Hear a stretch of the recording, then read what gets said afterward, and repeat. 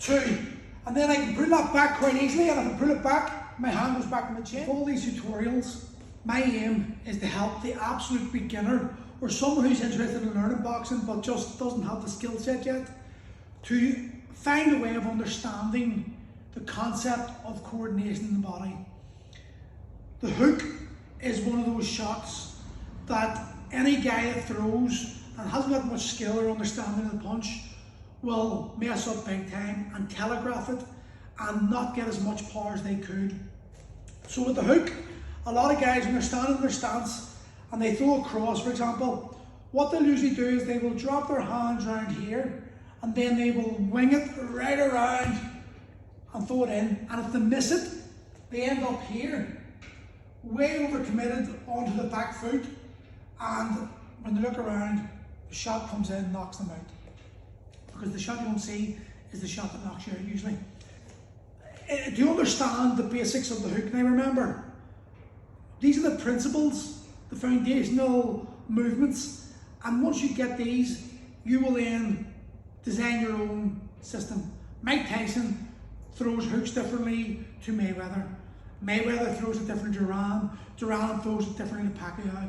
But they're all greats and they all throw great hooks and they all know how to punch. But they've made their own system, but I can guarantee that their system was built upon the foundations of these movements. So when you throw the punch, the first thing you got to do is understand is the hook is that, okay, or that, depending if that's more close in. This one is more rangy shot, a more targeted shot. This is for you when you're inside. So we'll go to the inside shot here. Hand up, here. And that's all we're doing. That there. The rest of it comes from here. So if I throw across, and then I pull my hand back like yesterday's instructional told you, and I lift my arm out, you see the way my foot turned, and now my hand hits the target. And even if it doesn't hit the target, if the guy moves out of the way or whatever, I don't continue on. My lower body dictates where I stop, and I've still got my eyes on my opponent. So if he throws a counter, I can get out of the way very fast and counter him. So you throw across, you pull this arm back, it rotates the body, and you let the foot of the back leg rotate.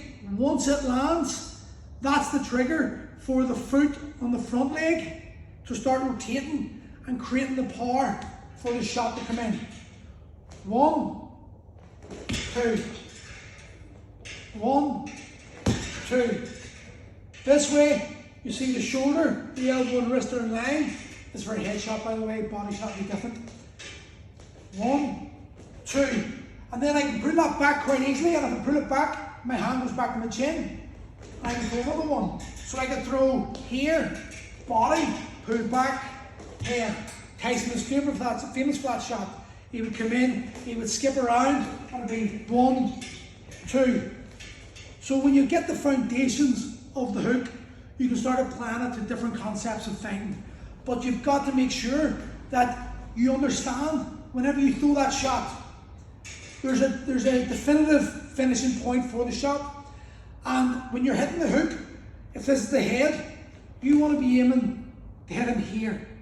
So you want to think about pushing the shot all the way through and using the full rotation of the body to generate the force, keeping your head in line so you understand where your opponent is. Your shoulders should be protecting your jaw, the other hand should be protecting the other side of the jaw, and you should be able to roll out of it quite easily, or slip or slide, whatever you need to do to avoid the shot if it's missed. So do this slow. Don't try to create power with the shot. Power comes later whenever you've got the technique. If you start trying to throw this shot hard and fast and you're getting it wrong, you're going to create the shot that your body recognizes, but it's not right. Practice does not make perfect. Practice makes permanent. Perfect practice makes perfect. And the slower you can move something and do it, the more time you're going to give your nervous system to recognize what you're asking to do, the easier it is to cement in your brain and make that movement your go-to movement in the fight, in the situation.